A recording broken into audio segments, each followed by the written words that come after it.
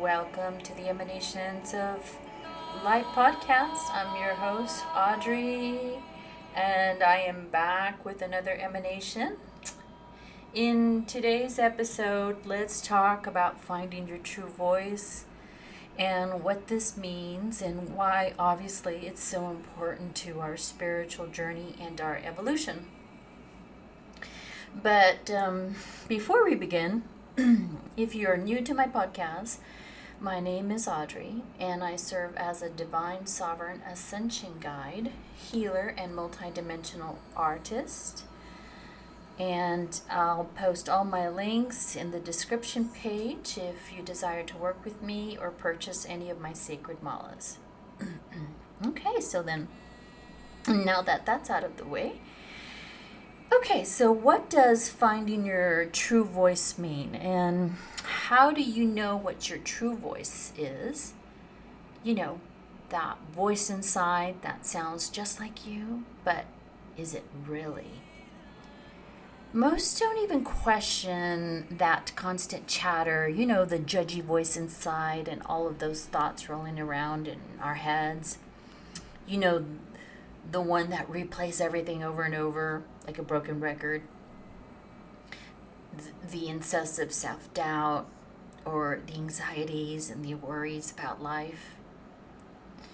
But what if you knew that the biggest gift you have is the power of knowing who you really are versus those pesky thoughts that come from out of nowhere? You know, they say that the journey from the mind to the heart is the longest journey you'll ever take. And this is true because it's going to require a very intimate connection or reconnection with your soul's essence and not who you think you are. Sacred awakening is like an unraveling of who you're not to awaken to who you really are. So how does such a journey begin, and how do you distinguish between the two? For one, it's important to understand that we are not our thoughts, and our minds are mere like powerful tool. And it's an amazing projector of our innermost dominant beliefs, dominant inner dialogue, unconscious and conscious beliefs we have about ourselves in life. And, you know, unfortunately nowadays, the scary thing is that a lot of people are letting AI think and create for themselves. I mean, talk about giving your most precious power away. And most don't know that you're simply operating from autopilot. And then maybe, just maybe, there's something else to the mix. You know, I want to give an example of what this looks like. So, for instance, just the other day, I was trying to do a little bit of work. You know, I was just minding my own business, when all of a sudden I began hearing and feeling like this pesky voice inside. And then I kind of started feeling all annoyed as well. Then I went to touch the top of my head, and it was hot and it felt really sore. And I was like, oh shoot. I knew something was interfering with me. So I immediately decided to go into meditation and do a quantum clearing on myself. And I have to tell you, whatever energy that was bugging me was big. Because right after my clearing, I had to just lay there for a while, and then I had to take a nap. I just was like zonked, and I just went out. And then, of course, after that, you know, I was back to normal. This is why it's so important to learn to get to know yourself more deeply, because I know I wasn't projecting anything, and I don't have beef with anyone, and I'm alone, so it's not like I was triggered by anything. I wasn't even on social media. I was just minding my own business, just trying to get into creation mode. I was actually trying to create some malas, and I was just getting in my zone. So I just knew it had to be some kind of energy or entity or something. And then who knows, maybe it was a projection from someone. After all, we are all energy, and our thoughts are powerful. And anytime you're sending bad vibes, jealousy, you're gossiping, and you're just hating on anyone or just sending hatred to anyone, it's like you're sending out an army of energetic vampires and daggers to them. And because we're all connected, people feel it, especially as beautiful, highly sensitives, energetic star blossoms. We feel everything. And, this is unknowingly kind of like black magic and spells. And trust me, you don't want to be the recipient of that kind of energy karma. Because at the end of the day, everything that you send out comes back to you 10 times folds. Now, I know most people deep down inside are great and good people. And at the end of the day, we don't want to feel angry, upset with others. And trust me, I've been there. I've had a plethora of baggage and stuff that just came out of nowhere. And it was awful to experience.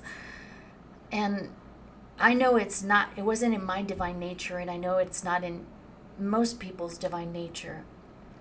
But the more you understand yourself as the spiritual being, you will comprehend the invisible war and forces that use people against each other.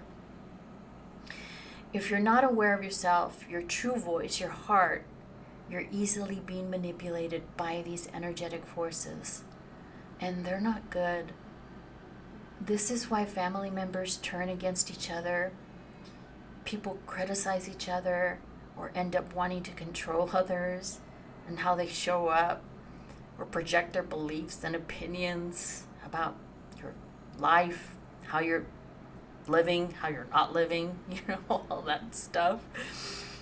But deep down inside, that's not really them, and it's not really you. It's what you're being manipulated by.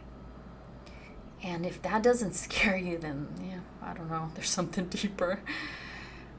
This is why I love to talk a lot about divine spiritual sovereignty, because it gives you full autonomy over what you're allowing in your mind, your body. And most of all, it gets you off the wheel of suffering, reincarnation, and soul bindings, contracts, the matrix, and more. It gives you back your spiritual power, freedom, your God seed.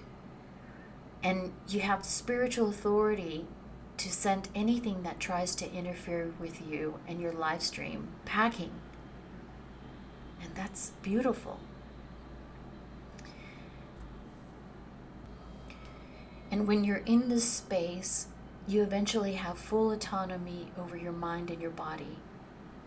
You begin to really understand who you are as a spiritual being in this world, what your soul essence feels like, what you came here to learn, experience, and have, you can have a true intimate connection with Mother, Father, God, Source.